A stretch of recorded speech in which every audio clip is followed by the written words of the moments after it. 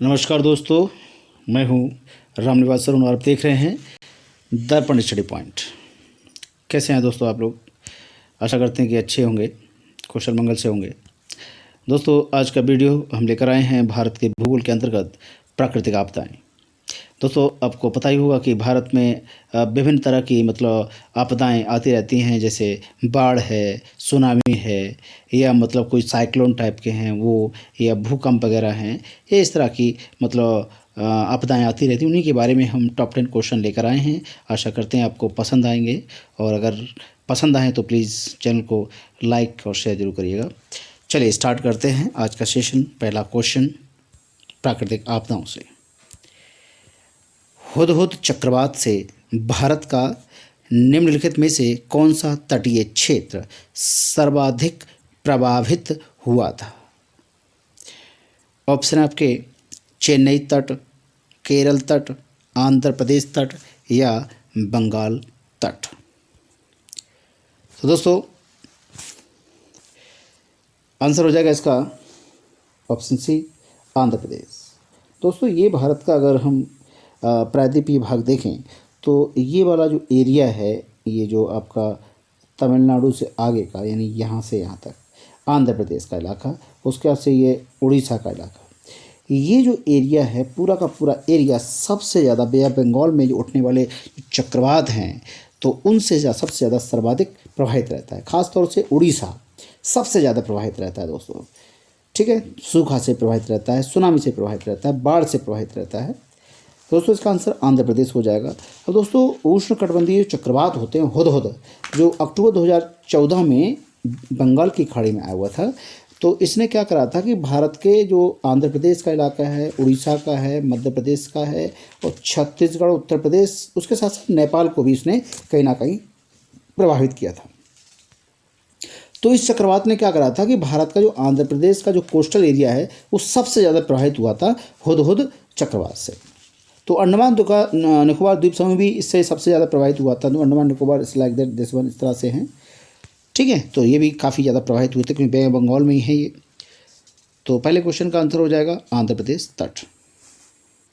दूसरा क्वेश्चन देखते हैं दोस्तों, भारतीय मौसम विज्ञान विभाग कहाँ अवस्थित है?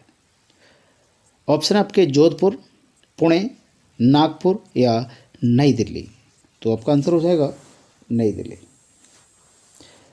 दोस्तों, वर्तमान की अगर बात करें तो वर्तमान में भारतीय मौसम विज्ञान विभाग का जो मुख्यालय है वो नई दिल्ली में है। लेकिन 1875 में अगर देखा जाए, 1875 में ये कहाँ था? कोलकाता में। हमारे जो ममता दीदी हैं वहाँ की सीएम वहाँ था ये, कोलकाता में। लेकिन उसके बाद 1905 में, 1905 डेट याद रखिएगा, बंगाल विभाजन। तो 1905 में ये जो था शिमला, ठीक, शिमला में स्थानांतरित कर दिया गया। फिर अब बात आई 1928 की। तो 1928 में क्या करा गया? ये पुणे में ला दिया गया। महाराष्ट्र में पुणे है, वहाँ ला दिया गया। उसके बाद 1944 में फिर से क्या मतलब पूरी तरह से ये परमानेंट दिल्ली में स्थानांतरित कर दिया गया। तो सबसे पहले 1875 में कोलकाता में, फिर 1905 में शिमला में, फिर 1944 में पुणे में, उसके बाद 1928 में कहाँ पर? सॉरी, एक मिनट रुकिएगा, थोड़ा गलत हो गया है। 1928 में पुणे में, 1944 में दिल्ली में। ठीक, तीसरा क्वेश्चन देखते हैं दोस्तों, भारत में सुनामी वार्निंग सेंटर कहाँ अवस्थित है? ऑप्शन है हैदराबाद, चेन्नई, विशाखापट्टनम या पोर्ट ब्लेयर में। तो इसका दोस्तों आंसर हो जाएगा हैदराबाद में। हैदराबाद में दोस्तों, हैदराबाद विशाखापट्टनम से मुझे एक छोटी सी कहानी याद आ गई, तो कोशिश करता हूँ सुनाने की। एक बार क्या हुआ था कि ग्वालियर में हमारे एक दोस्त थे, तो उनका एक पीसीएस का एग्ज़ाम था। तो उनके साथ हम एग्ज़ाम दिलवाने के लिए गए थे, क्योंकि हम लोग तो काफ़ी परिचित थे उस इलाके से, और वो दिल्ली से आए थे। और जब एग्ज़ाम दिलाने गए तो वहाँ पर क्या हुआ था कि एक गार्जियन आए हुए थे। तो उनकी वाइफ का जो था पीसीएस का पेपर था, और उनके हस्बैंड थे, उनके साथ एक बच्ची आई हुई थी। तो बेचारी बार बार मतलब उनका तो पेपर नहीं था, तो बार बार बेचारी वो टॉफ़ी के लिए किसी के लिए ज़िद कर रही थी। छोटे बच्चे होते ही हैं तो कि पापा मुझे ये दिला दो, पापा मुझे वो दिला दो। तो उन्होंने बड़ा मासूमियत से एक क्वेश्चन पूछा कि बेटा विशाखापत्तनम की स्पेलिंग बता दो, हम तुमको चॉकलेट खिला देंगे। और उस बच्ची का मुंह देखने लायक था दोस्तों। तो मैं वहाँ बैठे बैठे सोच रहा था क्या यार, मतलब कुछ हद है, मतलब कुछ भी, मतलब गार्जियन से हद तक जा सकता है टॉर्चर करने के लिए कि मतलब अच्छा ये भी है कि मतलब बच्चा इसी लालच में विशाखापट्टनम की मतलब स्पेलिंग याद भी कर लेगा। वो एक वाक़या था। चलिए चौथा क्वेश्चन देखते हैं दोस्तों। तो ये इसका जो क्वेश्चन का आंसर था कि भारत में सुनामी वार्निंग सेंटर जो हैदराबाद में है, और ये हैदराबाद में जो दिया गया है भारत में सुनामी वार्निंग सेंटर जो स्टार्ट हो गया है यानी जुलाई से और 2005 से इसका संचालन स्टार्ट हो गया है। चौथा क्वेश्चन देखते हैं दोस्तों। देश के पहले आपदा प्रबंधन प्रशिक्षण संस्थान की स्थापना कहाँ की गई है? ऑप्शन है लातूर महाराष्ट्र में, बेंगलुरु कर्नाटका में, हैदराबाद आंध्र प्रदेश में, या चेन्नई तमिलनाडु में। कैसी खुल मचाए पर कहाँ से आ रही है दोस्तों? इसका आंसर हो जाएगा लातूर महाराष्ट्र। लातूर महाराष्ट्र। तो देश के पहले आपदा प्रबंधन प्रशिक्षण संस्थान की जो स्थापना है लातूर महाराष्ट्र में की गई है दोस्तों। पांचवा क्वेश्चन देखते हैं दोस्तों। नीचे दिए गए राज्यों में किस में सर्वाधिक प्राकृतिक आपदाएं आती रहती? ऑप्शन है आपका बिहार, उड़ीसा, आंध्र प्रदेश या गुजरात। तो ऑप्शन है आपका ऑप्शन बी उड़ीसा। उड़ीसा ना साइक्लोन है, फ्लड है यानी बाढ़ है, सूखा ड्रॉट है, इन तीनों से पूरी तरह से ये प्रभावित राज्य है, जिस कारण से ये अन्य राज्यों की अपेक्षा मतलब काफ़ी हद तक काफ़ी अधिक मतलब एक नेचुरल डिजास्टर से ये यातनाएं झेलता रहता है बेचारा। अच्छा, यहाँ के जो सीएम साहब हैं वो कहीं ना कहीं नवीन पटनायक जी, तो वो कहीं ना कहीं हमारी हॉकी के एक प्रकार से जिंदा बनाए हुए हैं और उनको अप्रिशिएट करते रहते हैं, तो हेड्स ऑफ उनको। तो दोस्तों उड़ीसा सबसे ज़्यादा प्रभावित राज्य है और आंध्रा भी है, अंडमान निकोबार भी है। इन बे ऑफ बंगाल यानी बंगाल की खाड़ी में जो भी सुनामी आएंगी या चक्रवात आएंगे वो कहीं ना कहीं उससे जो हमारा पूर्वी जो तटीय मैदान है वो या कोस्टल एरिया है वो कहीं ना कहीं प्रभावित होंगे। चलिए छठा क्वेश्चन देखते हैं दोस्तों। बंगाल की खाड़ी के तटवर्ती क्षेत्रों में सर्वाधिक चक्रवात क्यों आते हैं? देखो अभी इसी से रिलेटेड क्वेश्चन था तो यहाँ से फिर पूछ लिया। तो कारण क्या है?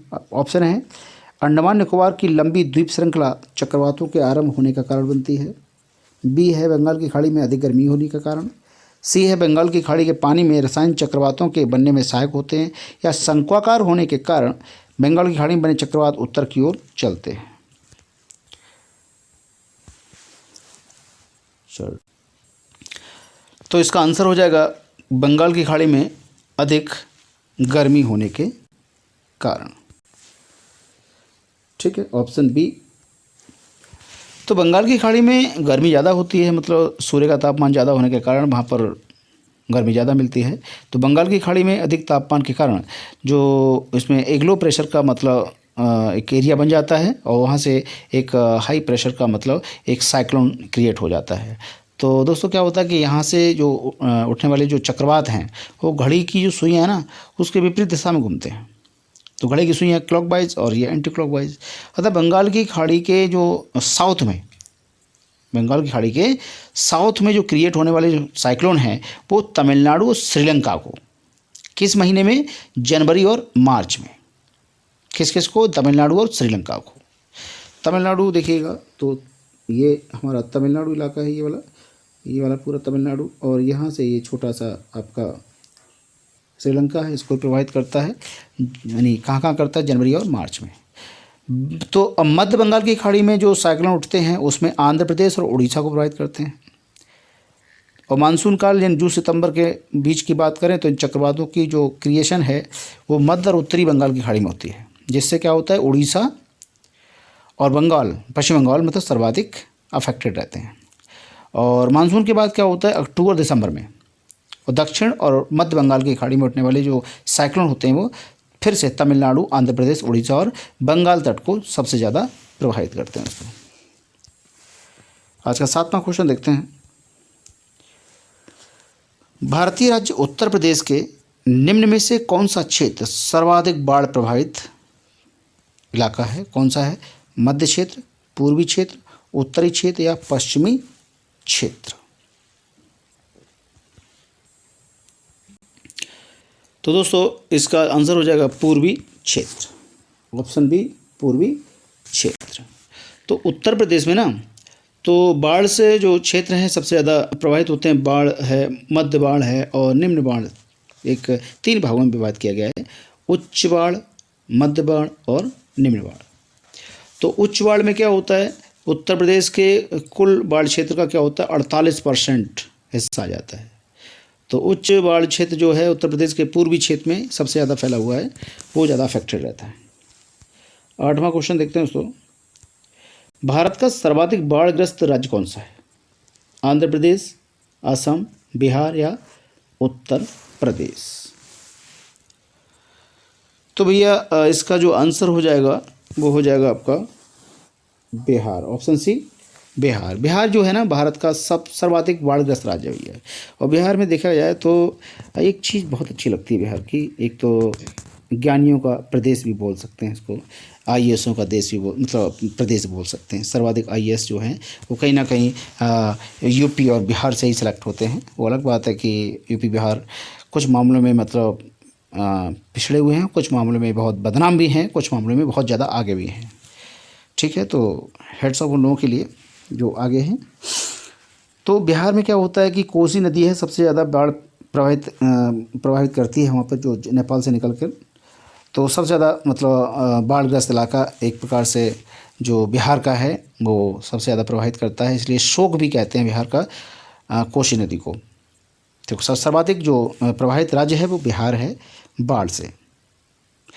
बिहार के लोगों की ना सबसे ज़्यादा शादियाँ जो होती हैं, मोस्ट ऑफ शादियाँ जो मतलब बंगाल सॉरी नेपाल से भी हो जाती हैं, क्योंकि नेपाल का इलाका सटा हुआ है वहाँ से, तो बोटी और रोटी का इलाका चलता है उधर भी।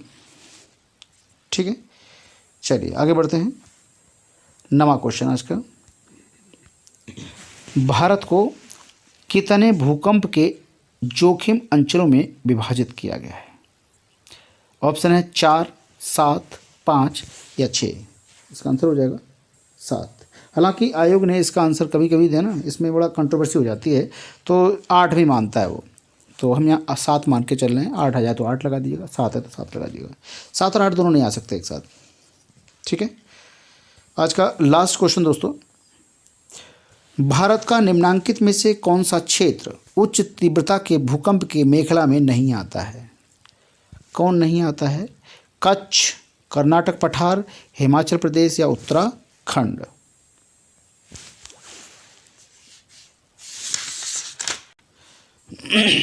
माफ़ कीजिएगा दोस्तों, जो 9वां क्वेश्चन था इसका जो आंसर है वो आपका हो जाएगा 5। ठीक है, भारत को जो भूकंप के जोन है वो 5 जोनों बांटा गया है। और वैसे देखा जाए तो आयोग ने 5 माना है, लेकिन 4 भी होता है, 4 भी होता है, 5 भी होता है। तो आयोग के हिसाब से चलना पड़ेगा 5, और 4 और 5 आ जाए तो 5 मार दीजिएगा भाई। ठीक है, तो अगले वाला क्वेश्चन देखते हैं। 10वां क्वेश्चन कि भारत का नाम कौन सा क्षेत्र उच्च तीव्रता के भूकंप के मेखला में नहीं आता है? तो भैया जो कर्नाटक का जो पठार है ना वो उच्च मेखला में नहीं आता है, तीव्रता की भूकंपीय मेखला में नहीं आता है। तो भारतीय मौसम विभाग विज्ञान जो है ना, और बहुत सारी एजेंसियां हैं, उनके आंकड़ों के आधार पर तो भारतीय मानक ब्यूरो ने भारत का जो भूकंप प्रतिरोधी डिजाइन कोड है वो डिज़ाइन किया था, और जो कि भारत के भूकंपीय जो मानचित्र है उसके हिसाब से एक मतलब एक लेटेस्ट मतलब एडिशन है। और इस हिसाब से भारत के भूक्षेत्र को 4 क्षेत्रों में बांटा गया है। ठीक है, तो इसमें कर्नाटक का पठार जो है वो ज़्यादा तीव्रता की भूकंप श्रृंखला में नहीं आता है। ठीक है दोस्तों, तो ये था दोस्तों आज का लास्ट क्वेश्चन। ये वीडियो आपको अच्छा लगे तो प्लीज़ इस वीडियो को लाइक करिएगा, शेयर करिएगा, कमेंट करिएगा और मेरे चैनल को सब्सक्राइब जरूर करिएगा।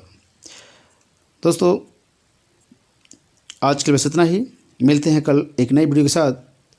तब तक के लिए आज्ञा दीजिए और देखते रहिए दर्पण स्टडी पॉइंट। धन्यवाद दोस्तों।